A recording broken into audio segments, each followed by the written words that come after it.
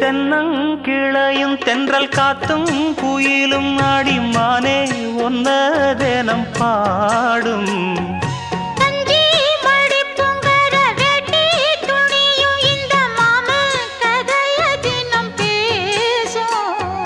பொள்ளாச்சி சந்தையில கொண்டாந்த சிலையில சாயம் இன்னும்